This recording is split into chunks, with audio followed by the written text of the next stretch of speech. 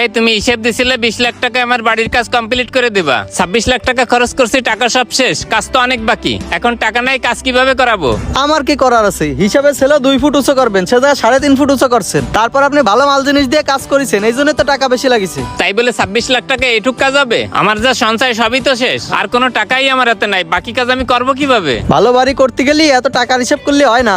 আর এখন আপনার কাছে টাকা না থাকলে কিছু টাকা লোন নিয়ে কাজ করান, পরে আস্তে আস্তে শোধ করে দিয়েন। বাড়ির কাজ করানোর জন্য অলরেডি 3 লাখ টাকা লোন নিছিলাম, সেই কিস্তির টাকাও শোধ দিতে পারতেছি না। এর চেয়ে টিন সেট ঘর করলেই আমার ভালো হতো। কাকা, যেহেতু আপনারা তখন টাকা নাই, কাজ কিছুদিন বন্ধ রাখেন, সমস্যা নাই। হাতে আবার টাকা আসলি তখন আবার কাজ করেন। হাতে কবে টাকা আসবে আর কবে কাজ করাবো? দেন কোনোভাবে টাকার ব্যবস্থা করতে পারেন কিনা, যদি হয় আমার ফোনে জানায়েন, আমি আসপানি।